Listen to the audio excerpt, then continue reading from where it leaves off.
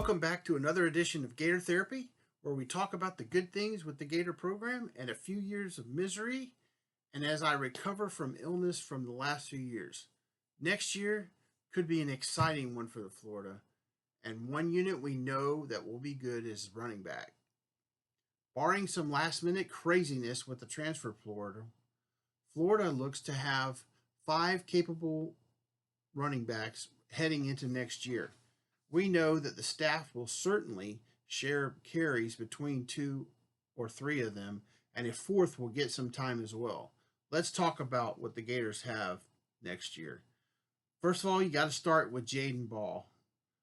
673 yards, 7 touchdowns, a 5.06 yards per carry average this year. People just waited to see this kid run more and more as a true freshman. I think most people, this is the one that most people are excited to see him be the starter for the entire year. I'm not saying that's absolutely going to happen, but the fact is, Jaden Ball really is an excellent runner, but he also is a very good pass protector. So that's something they place a lot of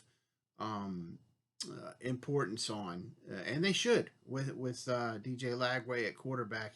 They need to protect that kid, and this is a kid that not only totes the ball well, doesn't fumble, runs hard, runs fast, runs makes plays, makes people miss, runs people. Does a little bit of everything. And I'm not saying he's the best running back that Florida's ever had. I'm just saying he is capable of doing all that stuff. And I think a full year starting, you got to expect big things out of him. He had 673 yards this year. I think he could get closer to 1,000 in year 2, even though it's a loaded group and other guys will get some carries. I think next you got to start with Jacoby Jackson. He's going to be a senior next year, but this year as a junior he had 509 yards, 7 touchdowns, and averaged 5.36 yards per carry. Really, it is his first year playing football for Florida, and he did all that. He probably was the surprise on offense this year, on an offense that had a few surprises. I think Shim Dike at receiver would be one that you'd have to look at. But I think Jacoby probably is the guy that surprised a lot of people, and nobody expected him really even to contribute.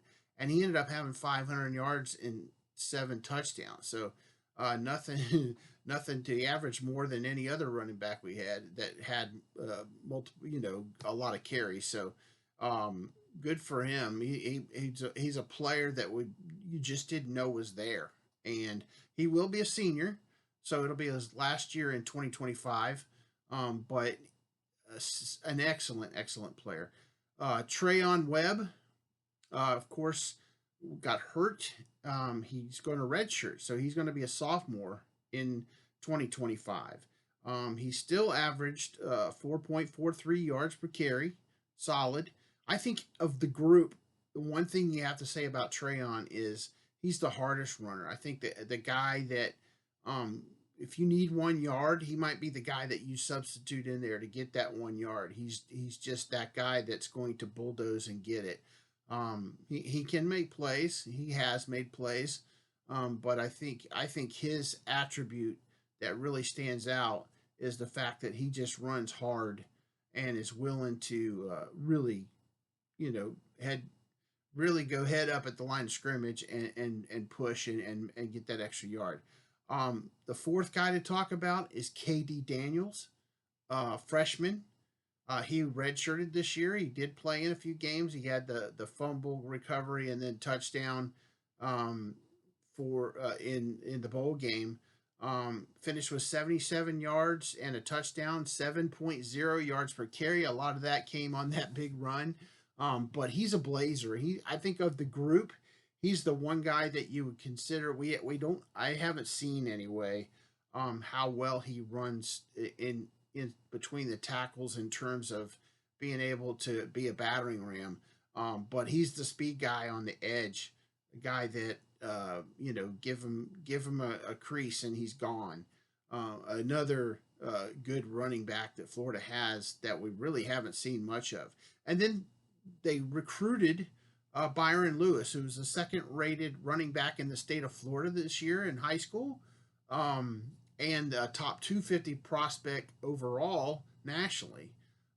He also is a hard runner. He's a big dude.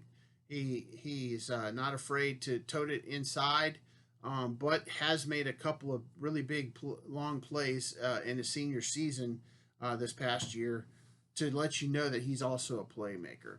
So anyway, it's a loaded group with plenty of playmakers, and all of them run hard. The running back unit should be an exciting one for Florida in 2025.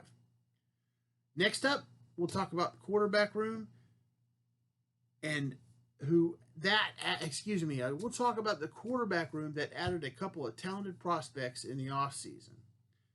Thanks for joining me with the Gator Therapy session. Hit the follow button and like if you will, and we will see you next time.